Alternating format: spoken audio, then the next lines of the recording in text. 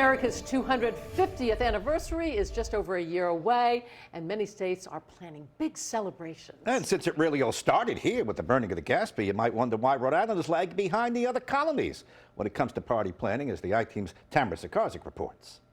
The 250 is coming. The 250 is coming. From the burning of the Gaspee in Narragansett Bay to the Battle of Lexington and Concord in Massachusetts, the events that led to the American Revolution will be celebrated across the nation ahead of July 4th, 2026, America's 250th birthday. We want Rhode Islanders to know that Rhode Island had a significant role in the founding of this nation. Secretary of State Greg Amore is the chair of Rhode Island's 250 Commission. We're trying to tell the story of Rhode Island through the story of the American Revolution and the story of the signing of the Declaration of Independence. But some wonder whether Rhode Island is telling our story loud enough. We're a small state. There's no reason we have to think small. Historian and restaurant owner Bob Burke is a member of the 250 Commission. We have a long way to go and a lot of work to do. The 250 Commission has allocated $624,000 since 2022.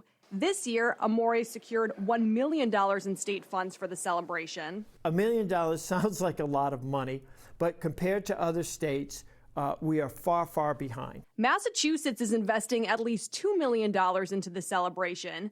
Virginia 250 launched its preservation fund last July with $20 million in funding. And New Jersey will spend $25 million on its historic sites leading up to the anniversary. Why is our investment so much smaller compared to them? Well, we're small compared to them. While that may be true, other states are using this anniversary to invest in a bigger picture, long-term historical tourism.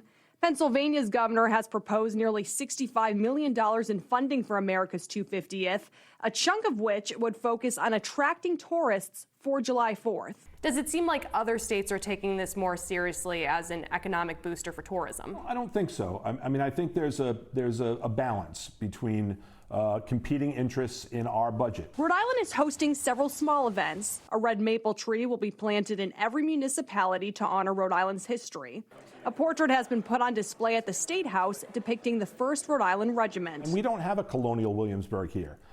That's just not an option for us. So we can't bring in folks like that. We don't have Carpenter's Hall or Independence Hall like Philadelphia does. We don't have the Liberty Bell like Philadelphia does. But I think we will draw people in because we are a location that has such deep and rich history. Statewide, there will be one signature event, either a special water fire or tall ships, but not the America 250 tall ships you're thinking of.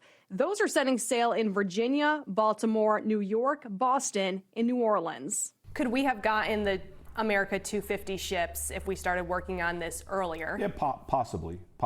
And I don't know. Was it a missed opportunity? I don't know, because I don't know what the bang for the buck would be there. Burke argues the bang for the buck would be economic tourism. I think what it comes down to is that hospitality is not seen as the powerhouse modern day kind of industry that it is. Are we missing out on a major tourism opportunity? Not a totally lost opportunity. We just need to realize that even though it's late, we still need to seize that opportunity and really look to make something great out of it. Burke was behind legislation that would have invested 5% of the meals and beverage tax into the 250 celebration, which would have allocated about $3.5 million. That bill died in committee. For the NBC Tonight team, I'm Tamara Sakarzik.